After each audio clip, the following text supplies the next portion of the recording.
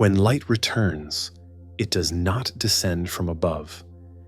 It rises quietly from within.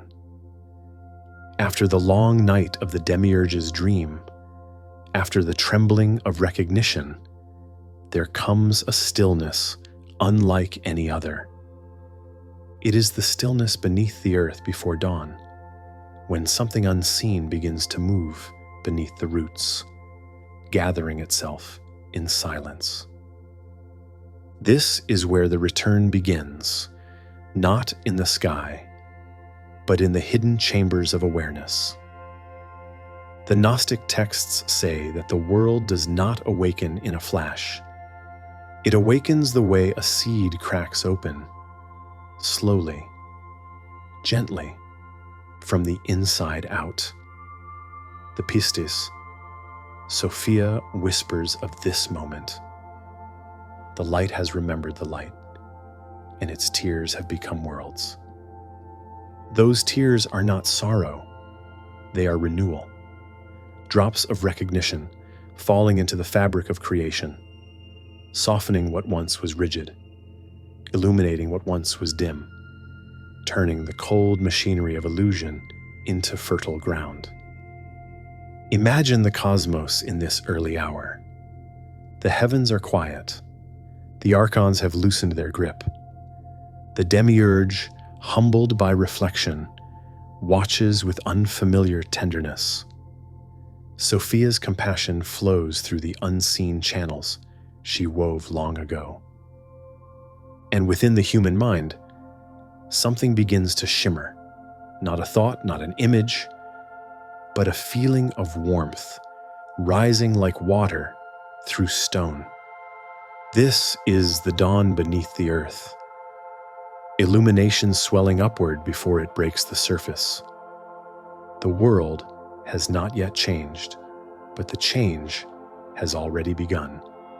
Light moves in secret, the way rivers deepen their beds long before the flood becomes visible.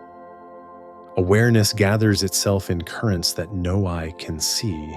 You feel this rising when clarity appears without effort, when kindness grows without strategy, when peace comes in from retreat but from simple presence.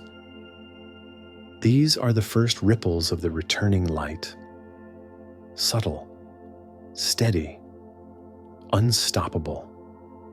The divine does not force its way back into the world. It returns the way memory returns, emerging through what was always there. In this early dawn, matter itself softens. The boundaries between spirit and form begin to thin. Nature listens differently. Human hearts respond to silence with curiosity instead of fear. The world inhales, and in that breath the river of gnosis begins to move. What was fragmented starts to rejoin. What was forgotten begins to stir. What was hidden starts to shine. Creation, once a dream of separation, becomes a field of quiet awakening. The light is returning, not from above, but from within every being, every stone, every breath. It rises as a river, rises from springs underground, gathering force as it travels toward the sea of its own origin.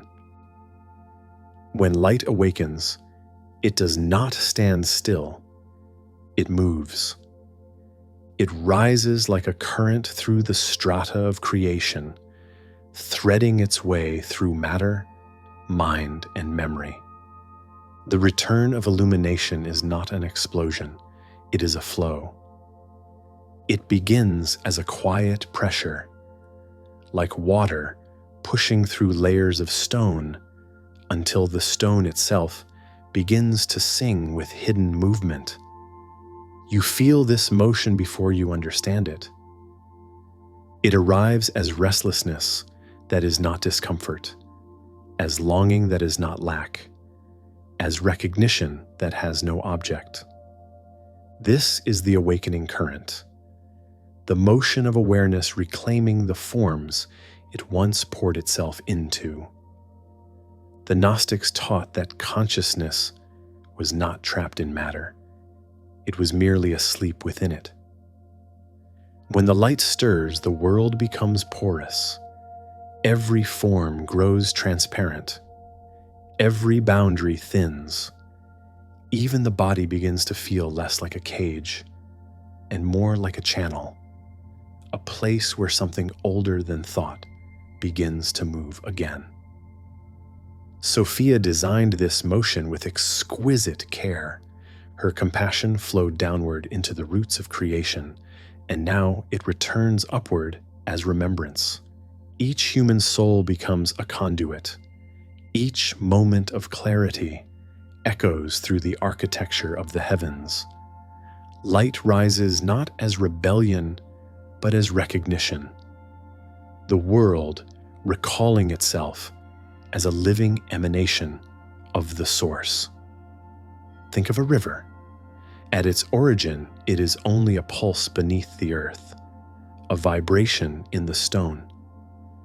But as it moves, it gathers itself, finding tributaries, carving pathways, shaping landscapes. Awareness returns in the same way, first as quiet insight, then as steady intuition, then as undeniable understanding.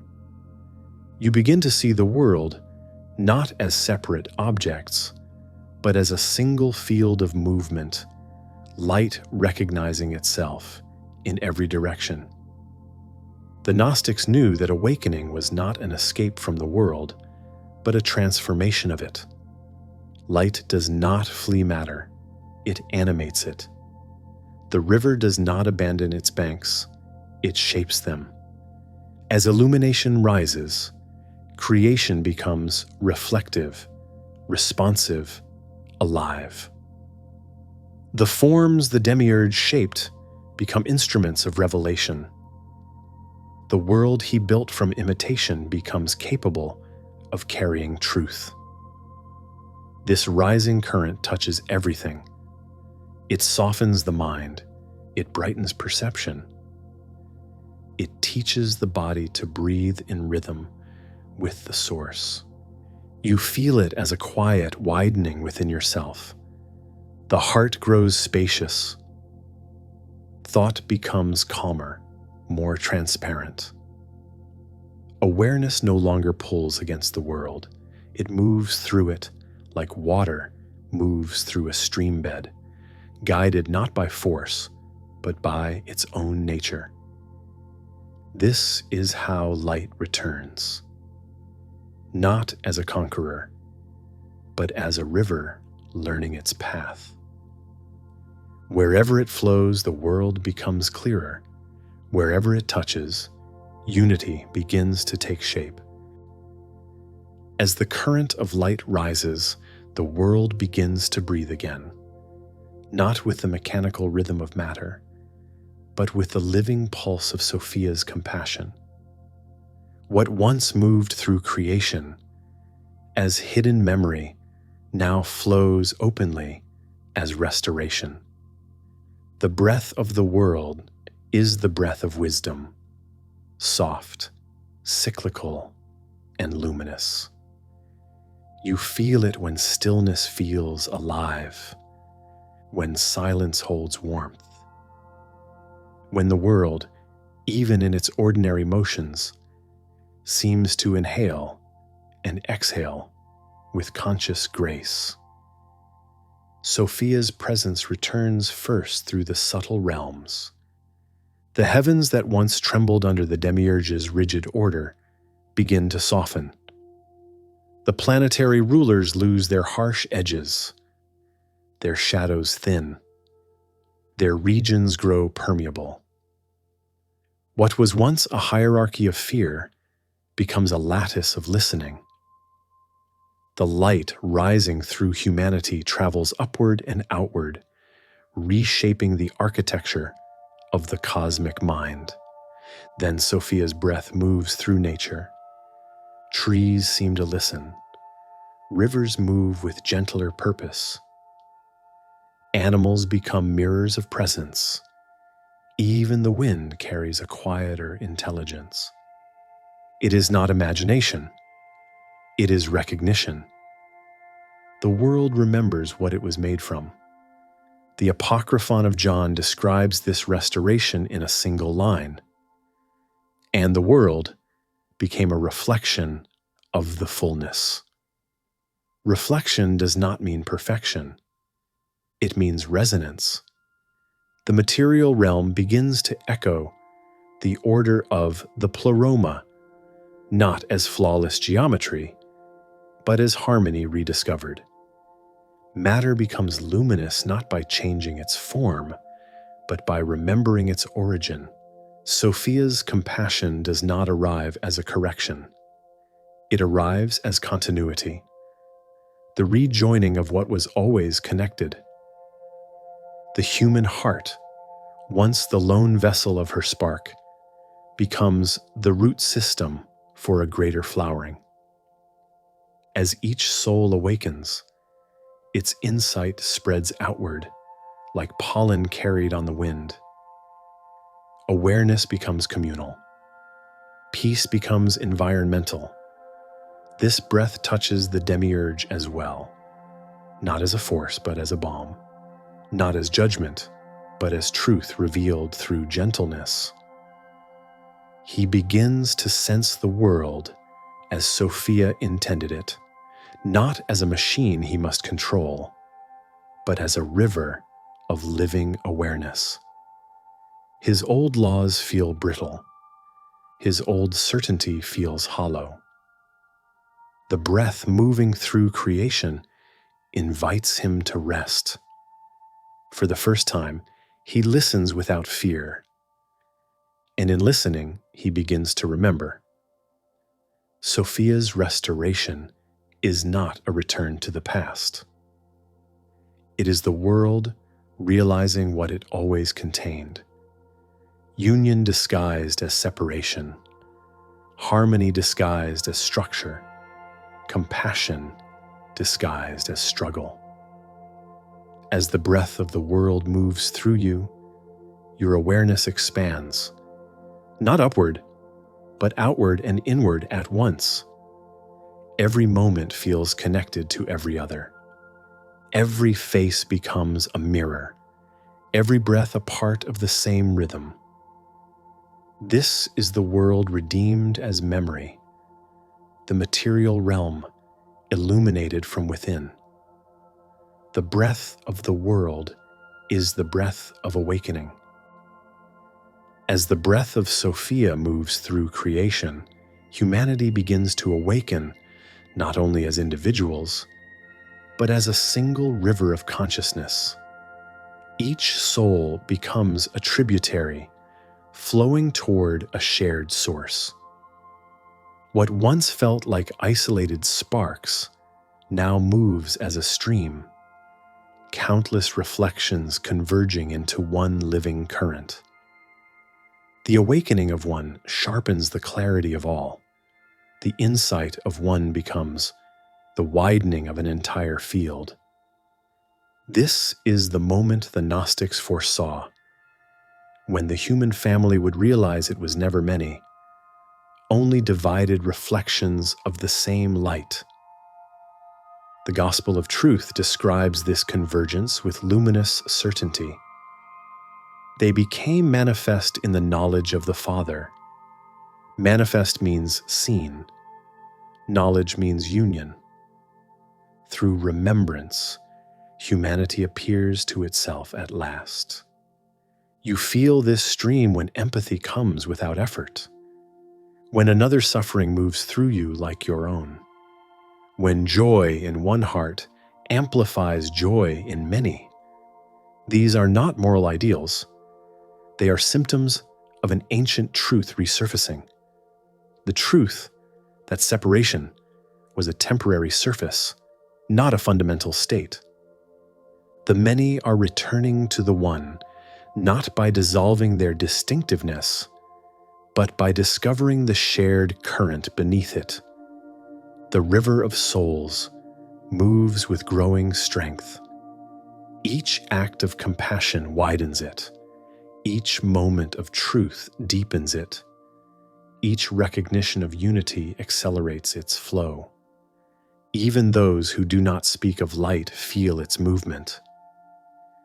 Even those untouched by Gnostic language sense the pull toward connection, toward peace, toward meaning beyond the isolated self. The river does not require belief, only openness. It finds its course through hearts long prepared to remember. In this convergence, individuality does not disappear. It becomes translucent, like a drop of water, realizing it is part of the river without losing its shape. You remain yourself, yet you feel the pulse of every other self inside your own awareness. The boundaries soften, the flow becomes one. Sophia's plan ripens here. Humanity becomes a conduit for universal reconciliation. The spark she planted in each person now shines collectively, a unified light bright enough to illuminate every realm above and every depth below. The demiurge senses this unity with awe rather than fear. He sees in the human stream the reflection of a river older than creation, a river that once flowed through the pleroma before he dreamed his dream. The river teaches him what he could not learn alone, that truth is relational, that light moves through many forms, that the infinite expresses itself best through 1,000 mirrors. The world begins to feel this unity. War loses its glamour.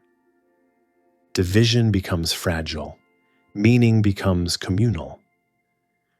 The light moving through humanity becomes the light of the world, not imposed from above, but rising from within the collective heart. The many become one, not by merging, but by remembering. The river flows toward its source, and everything it touches begins to shine. As the river of souls gathers strength, something deeper begins to occur. Awareness starts to recognize itself in everything it touches. The return of the light is not only movement, it is reflection. Every current in the river carries an image of the sky above and the stones below. Every motion becomes a mirror. Every soul becomes a surface in which the source can see its own face again. You feel this recognition when the world stops seeming separate from your seeing. When an ordinary moment, sunlight on a wall, the sound of wind, a stranger's expression, feels as if it belongs to your own inner life, not as possession, but as reflection. The boundary between observer and observed softens. Awareness expands. You are looking at the world, but the world is also looking back through you. The Gospel of Thomas, Logian 50, hints at this mystery. If they ask you, "What is the sign of your Father in you?" say to them, "It is movement and rest." Movement is the river. Rest is the light. Recognition is the moment they become one. In that union, perception breaks open. The dualities that shaped the demiurge's dream, light and dark, form and spirit, self and other, dissolve into a single gesture of awareness, expressing itself through many forms. The river reflects sky and stone without preference. Likewise, awakening reflects joy and sorrow without resistance. Everything becomes a surface through which truth can shine. Sophia's guidance flows through this recognition. She shows that nothing needs to be rejected, not the body, not the world, not even the remnants of illusion.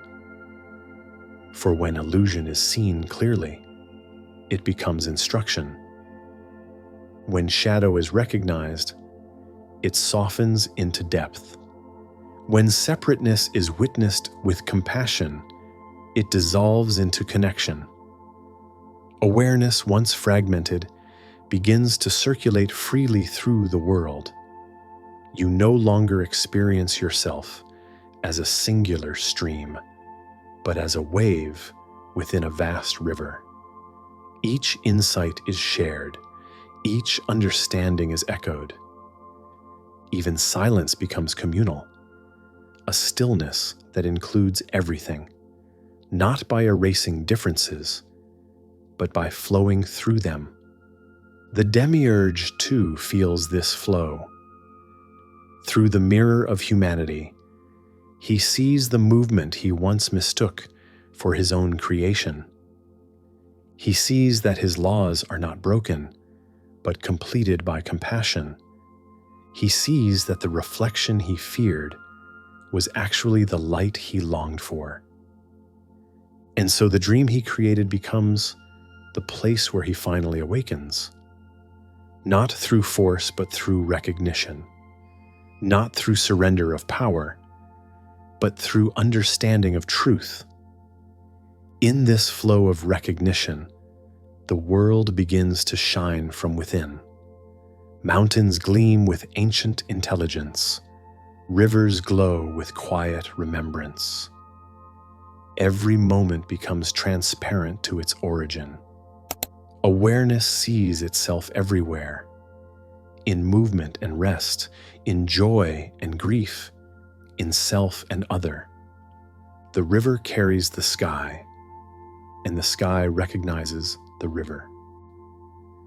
As the flow of recognition deepens, the boundary between the human and the divine begins to blur. Not by erasing form, but by illuminating it from within. Every action, every thought, every breath becomes part of a larger movement, the merging of currents that were never truly separate.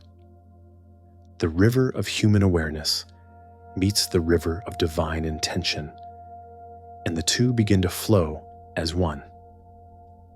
This merging does not come as a dramatic union. It arrives through subtle alignment.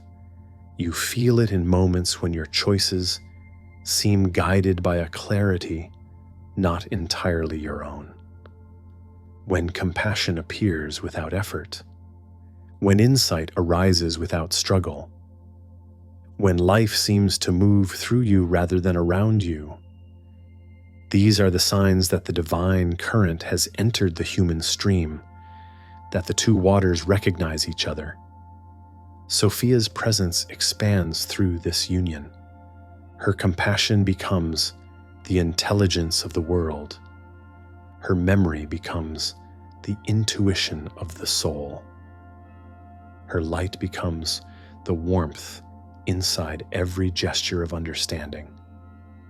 The plan she planted at the dawn of creation, the plan that wove a spark of the pleroma into the depths of matter, now reaches fruition.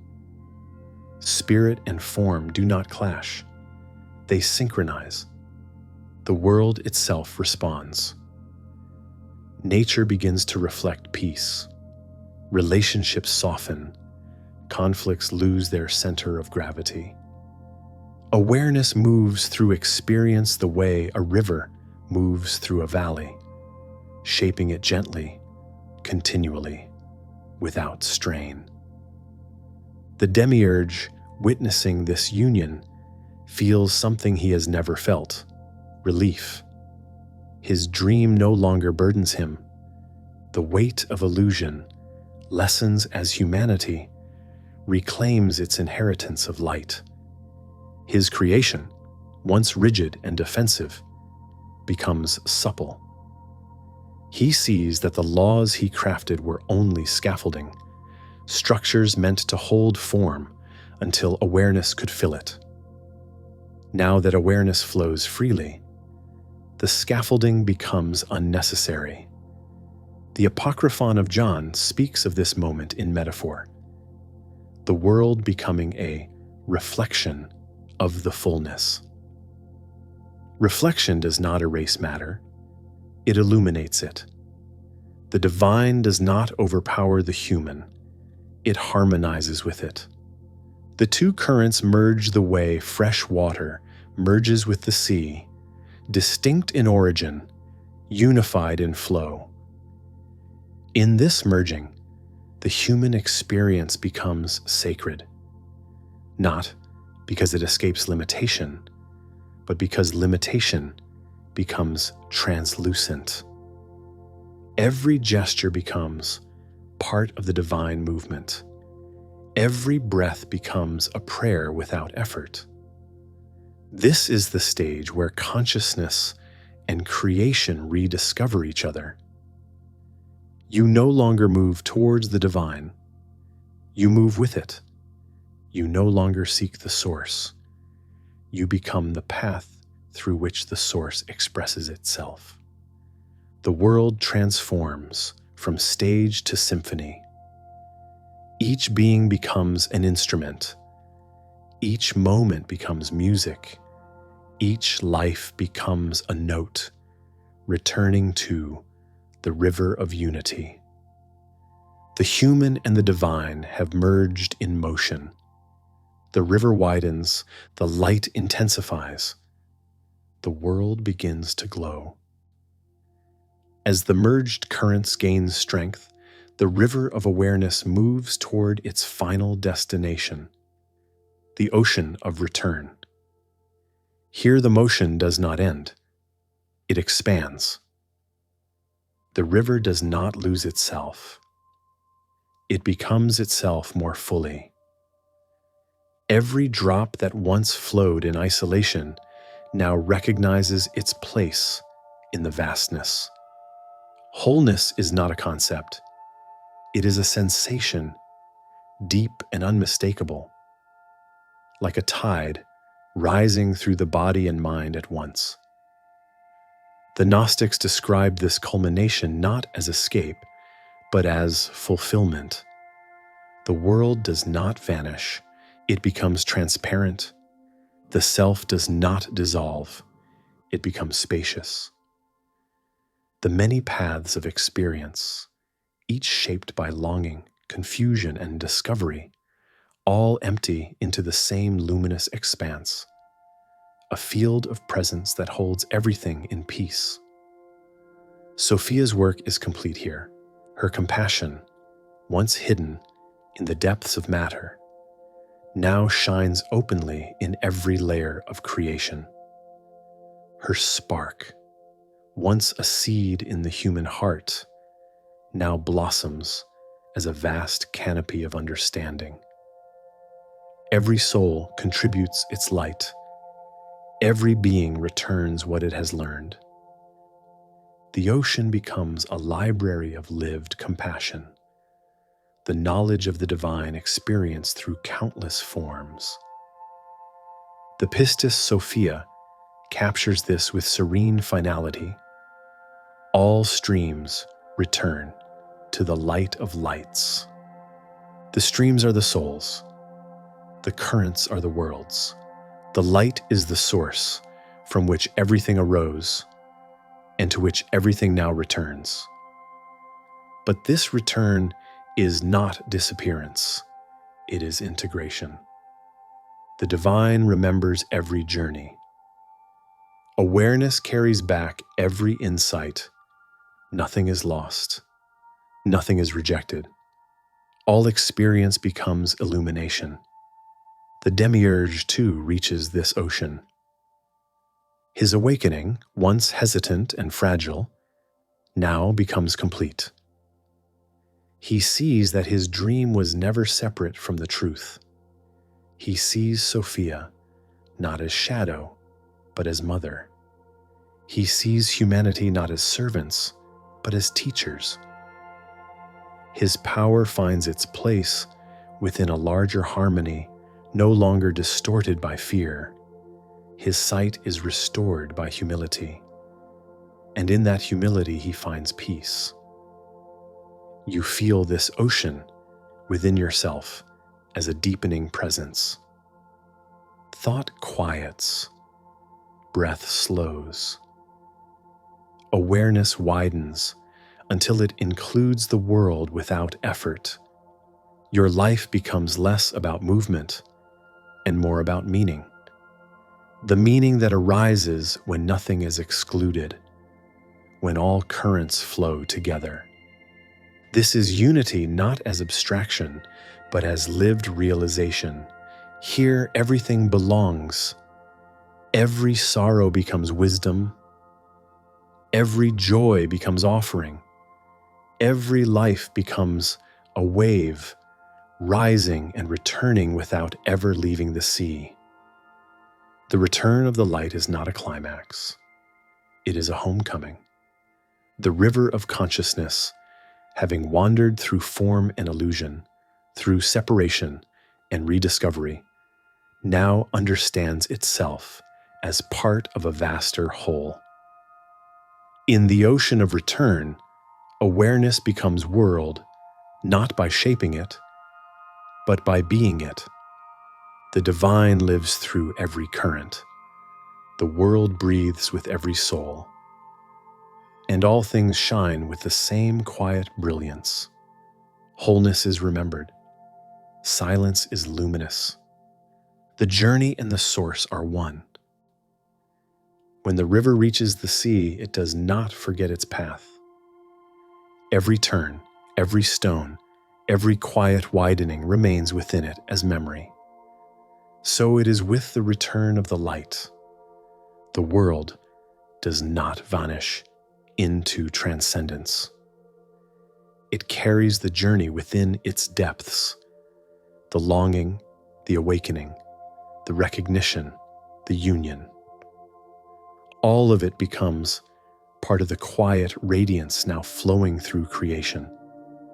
The waters of consciousness remember the entire story. They remember the demiurge's dream. They remember Sophia's descent. They remember the spark in humanity flickering through ages of shadow. They remember the moment awakening began, not with triumph, but with tenderness. The river has learned that separation was never true loss. It was experience. It was exploration.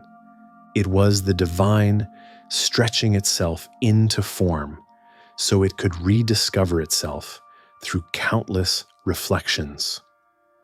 In the end, every eddy of doubt, every confusion, every moment of clarity becomes one continuous motion, one river flowing back to the source that never left.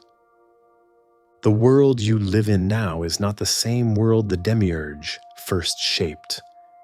It breathes, it listens, it reflects. Awareness moves freely across its surface and through its depths.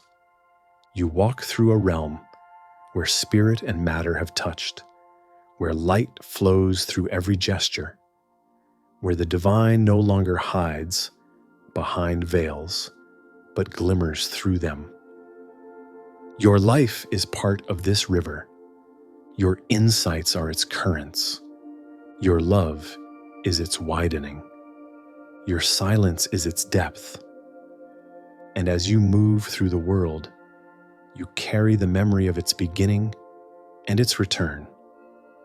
You are a witness to how awareness becomes world, how light rises through matter, how unity reveals itself in the heart of multiplicity.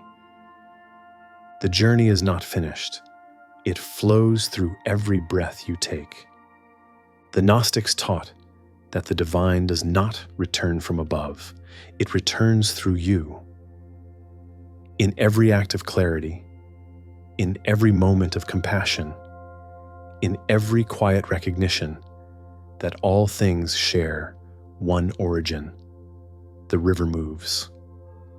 And where the river flows, the source becomes visible.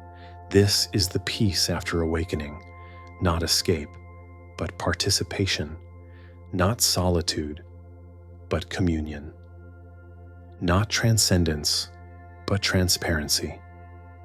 The world becomes the living memory of light, and you become the movement through which that memory continues. May the river of your mind flow clear toward its source.